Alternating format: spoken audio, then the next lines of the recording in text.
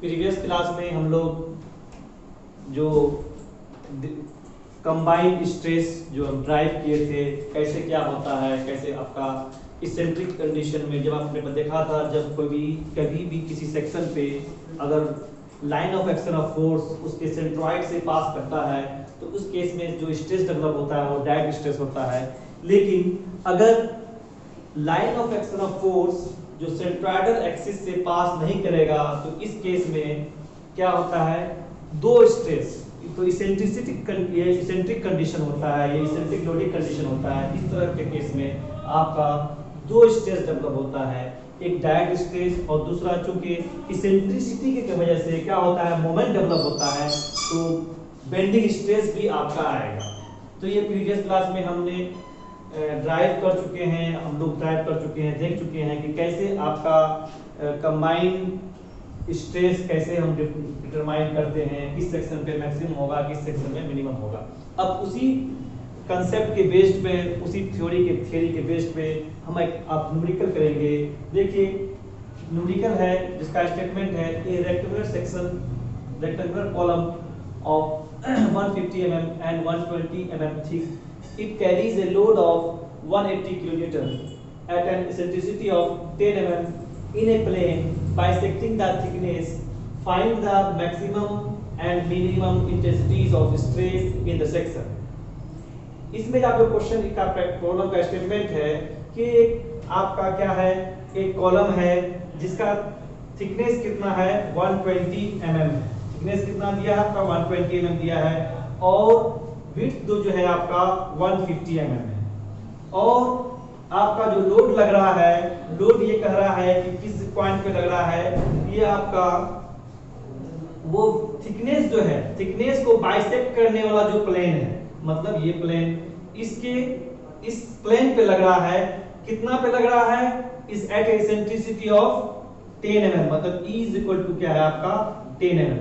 Bisecting जो plane thickness, ये thickness हुआ, थिकनेस को बाइसेक्ट करने वाला प्लेन ये है, और इस प्लेन पे कितना एसेंट्रिसिटी, मतलब सेंट्रल एक्सिस से 10 mm दूरी पे क्या लग रहा है, आपका लोड लग रहा है, और लोड का वैल्यू क्या है 1 किलोन्यूटन। तो देखते हैं सॉल्यूशन में सबसे पहले हम गिवन जो दिया हुआ है, तो गिवन में क्या क्या आपका लिखा हुआ है, दिया हुआ है आपका सबसे पहले विड्थ दिया हुआ है 150 mm, थिकनेस कितना दिया 120 mm, लोड क्या है 180 किलोन्यूटन, इसेंट्रिसिटी क्या है 10 mm, एरिया क्या है B इंटू डी, जो आपका ये एरिया प्लान जो एरिया जिसको लग रहा है, ये प्लान है, प्लान एरिया, ये अब क्या होगा D इंटू बी, ये आपको 150 इंटू 120 के, तो क्या होगा 18,000 mm स्क्वायर हो गया। मैक्सिमम इंटेंसिटी हम लोग ड्राइव कर चुके हैं प्रीवियस क्लास में, जिसका वैल्यू हम लोग क्या निकाले थे, तो मैक्सिमम इंटेंसिटी क्या होगा P by A 1 plus 6E/B। तो कुछ नहीं करना है आपको, जब आप ये डिटरमाइन कर लिए क्या है, बस putting the formula and getting the result. Just आप इसमें क्या कीजिए 180 लिखे हैं, क्योंकि किलोन्यूटन है तो किलोन्यूटन के किलो की जगह 10³ लिख दिए हैं, और एक जगह पे 180 इतना आपका क्या है mm स्क्वायर आपका एरिया है, पुट कर दीजिए, आपका 6 है, E की जगह क्या 10 mm पुट कर दीजिए, 150 पुट कर दीजिए। इसको हम जब सॉल्व करेंगे तो मेरा आ जाएगा क्या 14 न्यूटन पर mm स्क्वायर, ये आपका स्ट्रेस आ जाएगा, मैक्सिमम स्ट्रेस। तो ये मैक्सिमम स्ट्रेस किस पॉइंट पे होगा, अब हम लोग देखते हैं। यहाँ पे इस साइड में क्या होगा, कंप्रेशन डेवलप होगा, इस साइड में क्या होगा, टेंशन डेवलप होगा, है ना, क्योंकि ये मोमेंट जो है लगेगा इस फोर्स का, ये फोर्स इस तरह घुमाने की कोशिश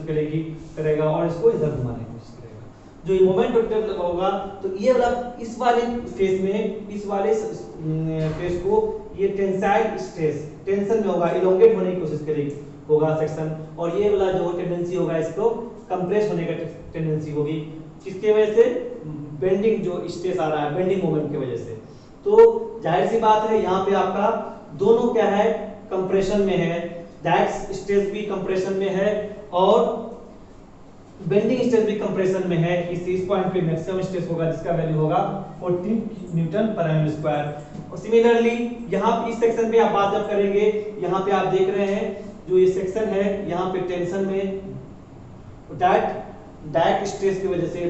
कंप्रेशन लोड की वजह से कंप्रेशन में होगा ही, लेकिन बेंडिंग की वजह से, मोमेंट की वजह से यहाँ पे जो आएगा स्ट्रेस डेवलप होगा, टेंशन में स्ट्रेस होगा, तो रिजल्टेंट स्ट्रेस जो होगा वैल्यू होगा सिग्मा मिनिमम यहाँ पे होगा, जिसका वैल्यू होगा डायरेक्ट स्ट्रेस माइनस आपका बेंडिंग स्ट्रेस, जो आप ड्राइव कर चुके हैं, तो इसका हम पुट करेंगे डायरेक्ट फॉर्मूला,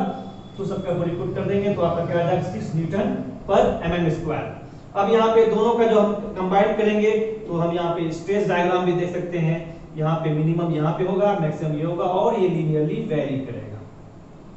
ठीक है, ओके। तो नेक्स्ट प्रॉब्लम हम लोग देख सकते हैं, इसी टाइप का एक प्रॉब्लम और भी हो सकता है।